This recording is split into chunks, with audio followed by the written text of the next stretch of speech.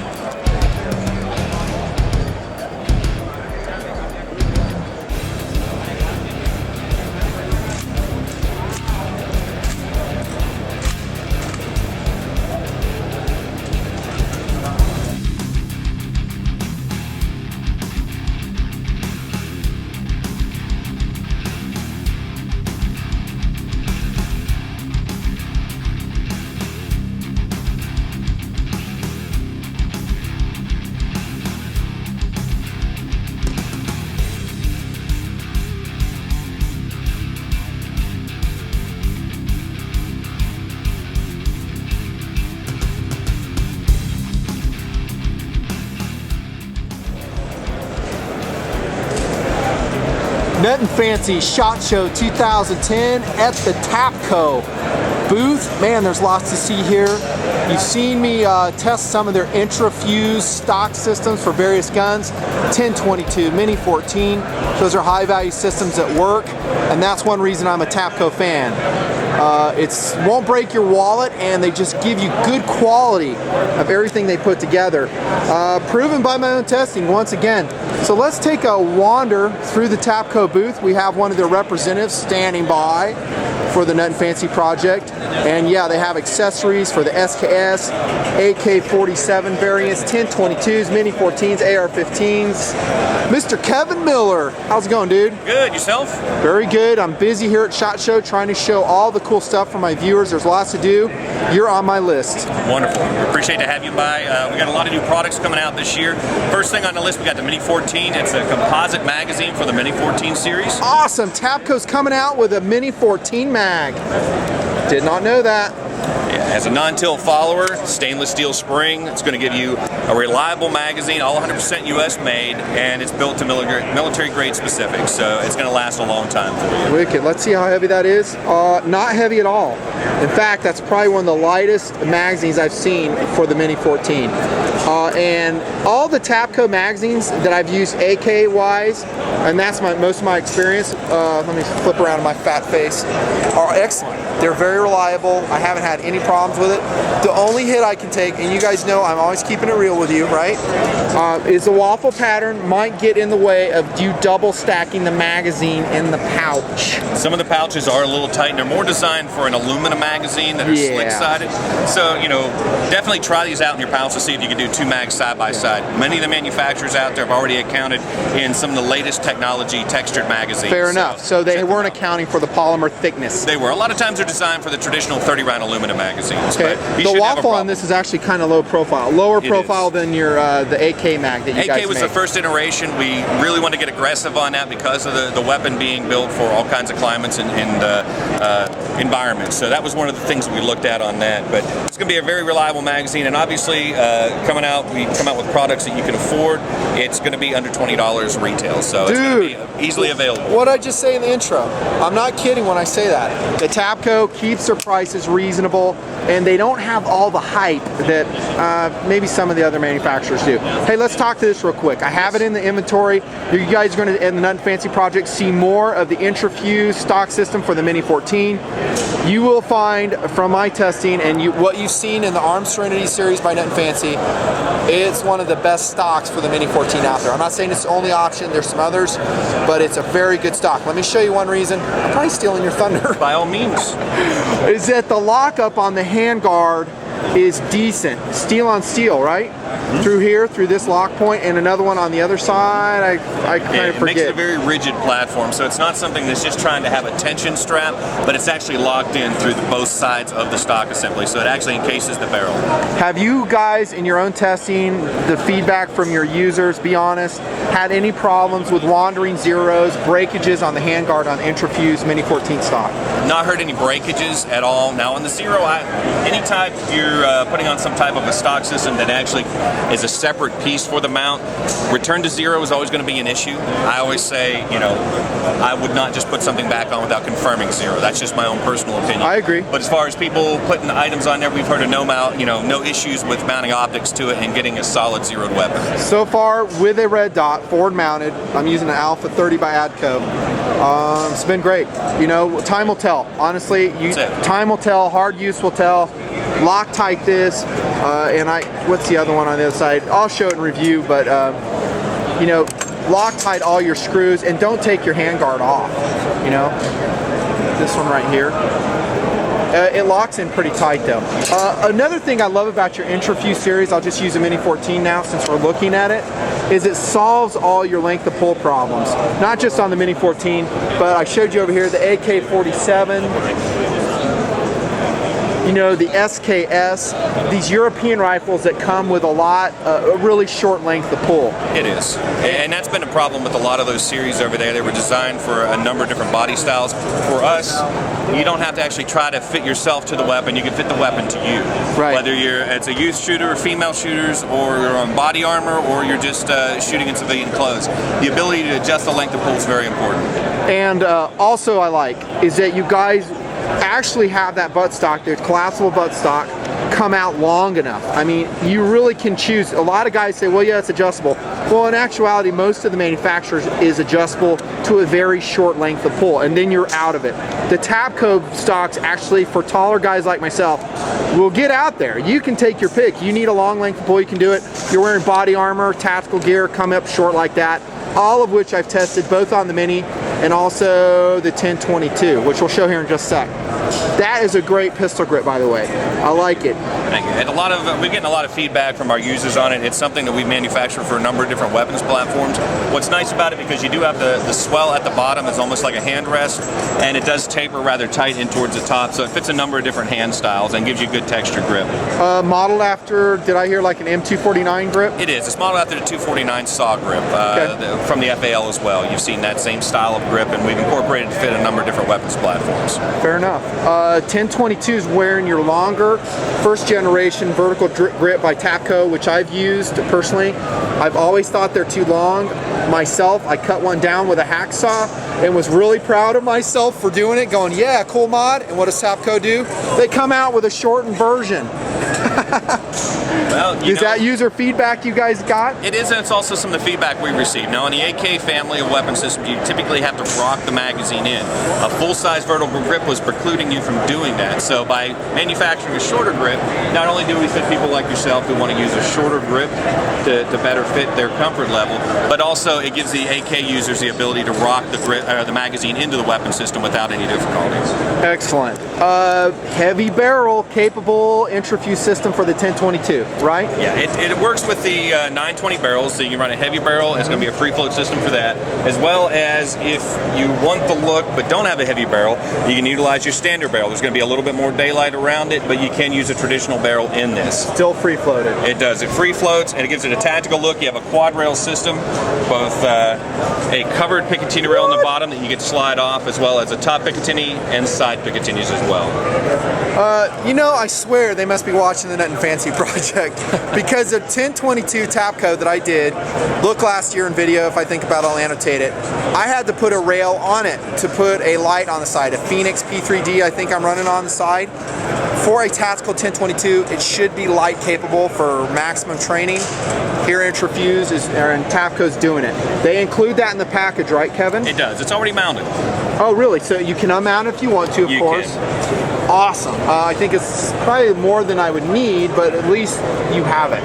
And you know, being somebody like yourself who've already cut down vertical grips, a lot of this, if you did want to tailor make it, you can cut that grip a little bit lower, or you know, a little shorter to fit your particular needs. Easy mod, easy mod. What's your cost? I mean, I'm finding those Intrafuse 1022 stocks on sale, like at a real quality supplier like Natchez Shooter Supplies in Chattanooga, Tennessee, about $75. $75 is going to get you the traditional, non-modified version. That's going to be the base model, similar to what you've used in your earlier versions of the test. Latest versions are going to retail MSRP out about $130. You'll find them for 10% less than that over in the different marketplaces. But this is going to be for the 920 in the standard barrel, and then if you just want a simple entry-level stock that has 6 positions adjustable, this one's you're going to find out there in the high 70s. Okay, and then also this one, they all come with the angled or then straight tubes. They do. They come with an angled tube like you can see on this model here. You have an angled tube. What that allows you to do is get good eye alignment if you're using the iron sights. If you're wanting to mount optics to it, you go ahead and use your straight tube, and it would give you the right height to run with an optic. Right, and I find some optics, depending on where you're mounting them, how low they are, sometimes that angled would work even good for it. We would just basically want to try to give our individual customers and users options. Okay, can I give you an input from Nutnfancy of how I would love to see this improved even more? Sure. Put a single point attachment right here, make this bolt come out and have a steel ring, not aluminum, and it doesn't have to be anything major. Dude, shut up. Is that for sling attachment? It's a single point sling attachment. Dude, I haven't been keeping up with things. That is hilarious. I swear. You guys watch Nutnfancy, do you not? We have it a number of times, but you know, I was lucky enough to have this answer for you right now. So funny. And it's steel. It's exactly what I said. The only thing I would do is maybe radius those, although they will radius on their own with use. They will. You know, I actually, that has been a part of your stock system, and actually I have that on the 1022 already. It's one from the front. What we've done is incorporate this into the back. That's what I did. And you can also purchase other ones to use if you want to put those in to have additional stock. Right, options. and I did the same thing, but my take is that it's not really a single point sling attachment. Am I wrong? It was designed actually as a sling attachment. We incorporated on the front of our standard 1022 front simply to give you an option to mount something to the front of the weapon. Okay. But its original design was for the rear portion of many of our Interfuse stock systems, whether it be Mini 14, SKSs. It's been out for a while now, but it's true. It is seeing it incorporated. Yeah, and I forgot. What I was thinking is like this, maybe just a little bit beefed up. But we wanted to do that, but we also want to be conscious of the fact that people's faces are here, and the larger you get, the more apt they are to get that in their way of shooting. Okay, awesome. Talk to us about you have some magazines, AR-15? We do. We have a Generation 2 set, our AR-15 platform. And I told you, I was asking Kevin off camera, I was like, well, why does TAPCO have an AR-15 mag? There's lots of other good options out there. And your answer? There's a lot of manufacturers out there. There's some good, some bad. The idea is to get out there and test the magazines, you know. There's many companies that make quality products. We're one of them. So what we tried to do is make a magazine that is reliable, it's going to work for you, and it's also cost effective. And you guys, like you were telling me, you are an accessories manufacturer. You want to have that as part of the TAPCO lineup to be balanced in your stocks, internal components and accessories and magazines. And this was just yet another weapon system that we could accessorize. Okay, and how's that made then, put together and stuff? Generation 2, it's a military grade composite, glass-filled nylon, very durable. It does have the traditional TAPCO grips on the side of it, as well as a lower profile though than first gen. And it has a slightly raised floor plate, so it's easy in getting it out some of the mag pouches. Okay. The Gen 2 follower is going to be a dark earth color to distinguish it from the Gen 1. The biggest difference between the two generations is going to be some additional relief cuts on the side to allow debris and other things to pass through. Everybody says keep dirt out of your magazines, but that's not always something you can do. So by allowing these channels, you get additional clearance to allow this magazine to function even in adverse conditions. Awesome. Price on that? Price roughly? you're looking at $14 to $15. Okay, for a TAPCO AR-15 magazine. Can I tell you that I really liked your limited edition? There was a colorations you had. You had the ACU for the AK that was given to one of your suppliers, but you don't stock that regularly, right? We don't. We'd looked at some other camouflage patterns in the past, whether it be ACU, multicam, some of the hunting patterns that were out there.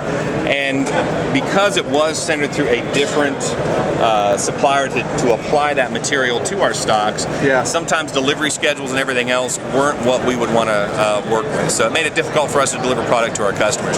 So by going with the solid colors that we manufacture in-house, it allows us to ensure that you're getting the products when you need them. Cool. I sure missed that though. A buddy of mine's got one on Mac 90 and it's just amazing. They were really nice. I enjoyed those. This is your forend on the AR-15, non-free float. It replaces a standard handguard. And Kev, you helped design this, is that correct? I was one of the members of the team designing this weapon, or this product, yes. Okay. And I was telling him off camera, and this is just me keeping it real, guys. I was like, I'd really like to see this to be thinner. You know, because it is bulky on the side-to-side dimension, as you can see. Kev, your response was? The response I had was, it's all in appearances. When you look at the measurements between, if you go down on the side, this thicker portion that doesn't have the covers on it, you're going to find that it's the same width as if you had a aluminum railed handguard with covers on it. We actually did measurements to ensure we weren't exceeding that width to make it comfortable. Now, what is nice about this handguard system is you can see it on the side of this dark earth model, is that we've included covers. Now, these are rubber covers that you just peel off, which I can't get my finger in there because of the mount. You just peel these off to expose. So with them fully covered, it completes a side rail completely hidden by the rail covers. Now, we only did half rails simply because most people do smaller size rails and they have to put a rail cover on there. So to answer a lot of law enforcement feedback that we were getting from our individual users, they wanted the ability to mount a light, but they didn't necessarily want a vertical grip, or they didn't want all this extra real estate with the rail they were going to have to buy covers for. So with this, if they only want to mount a light, they just remove the one cover on the side. They can pop in a light, they can leave the bottom cover, covering up the bottom rail, and just utilize what part of the handguard they need. Okay, and if you run a VG on it, it's less of a factor at that width, because you're not really holding it by that? You're not touching, you're not, of course, making contact with the handguard, although I think as more people utilize it, everybody's opinion of it has changed once they actually had it out in the field. And if you notice the air here... Yeah, that's what you were telling me. Yeah, it actually pulls a lot of the air in. A lot of aluminum handguards, even with rail covers on, you're going to get a lot of heat transfer, making it difficult to hang on to the weapon during firing. With this, we were able to fire fully automatic. I think we fired 8 magazines. It actually pulls the air through and circulates, so you don't have a lot of the heat transfer issues that you do with some of the metal or some other people's composite forearm assemblies as well. Yeah, and that's what you were saying off camera, is dimensionally you had to enlarge it enough to where just by proximity the heat wasn't burning the user's hands after extended firing. It is. I mean, and you could try to do some of that with aluminum liners and everything else, but with this, we step back off the barrel a little bit, and we also have the air channels to be able to pull the air and circulate it. Okay, and your mileage may vary. For me, I don't like running a VG on a non-free float rail. That's just me. You can do it, and actually I think I have an AR-15 right now with an MOE Magpul running a VG on it, and you know, we're testing that. That's just me, you know. Some guys won't care, and actually for a carbine you're going to engage out to, I don't know, 200 yards or so, you won't notice a difference. It's just my own weirdness, I think, that I don't like doing that. Awesome. What do you got there? Is that a Sega? It is. It's our stock system for the Sega. We have a bolt-on system, and you can actually see the tri-rail version of it here. Instead of the modifications to the AK, where a lot of times people will take Sega conversions, move the trigger and the pistol grip forward back to its original AK position. Right. It's a lot of work involved. It's usually a custom shop that has to perform that. What this is it's a simple bolt-on. Individual user can do this. You slide off the sporting stock, put on our TAPCO stock. It gives you 6 positions and a pistol grip. Outstanding. And a direct replacement for the forearm assembly. Instead of the sporting style, you can also do a tri-rail version. If you don't want to mount the rails, you can leave it plain and smooth. But if you opt to put the rails on, you can put 2 side rails and a bottom rail on that as well. I'll tell you, if I had a Sega, I'd be wearing this stock. I'm not just saying that either, guys. And it works on everything but the 410. It works 12 gauge, 20 gauge, 7.62x39, 223, 308. All the fits Segas. all of them except the 410. Cool. So you don't have to buy a specific caliber one. I love the rail capability here that you can put a light on your Sega. Awesome. Magazine as well? No, actually, or the is that magazines are Surefire? another company that manufactures those. we have them in here obviously to show the complete capabilities of the weapons. No problem. Whose Mamma Jamma magazine is that? That is, I believe, a Surefire as well. Ooh. Yes. Holy crap. Sega fans, rejoice. Maybe one day I'll review those. I'm so backlogged right now, I can't even keep up. Wow, that's cool, man. Lots of cool stuff. And anything else you want to say, Kev? Nah, just keep checking out TAPCO.com for new products, and of course, the reviews that you put online really help us out. I appreciate your support. No problem. I mean, I just try to keep it real. I don't fluff it up. As you've seen, as he's talking, if I have a criticism, I'll come out with it. And it's just my data point. That's all. Other guys may hate this TAPCO system. Some may love it. I love it, and that's from my own system of shooting. Also, I'm very happy that they're coming out with a Mini 14 mag. Very happy. You should see that in about 2 weeks, getting out to the distributors. You guys need to make like a lot of those. It's full rate production. There you go. We're going to go fill a lot of voids out. Where are they being made at? They're all U.S. made. They're made in the Georgia area. You probably told me that. Excellent. There's TAPCO SHOT Show 2010. Nutnfancy with Kevin Miller, who did a very nice job of giving us all the information. Thank you, sir. I appreciate it. And we'll continue to see your products rolled in front of the camera at TMP. Thanks for coming by. You bet. Bye-bye.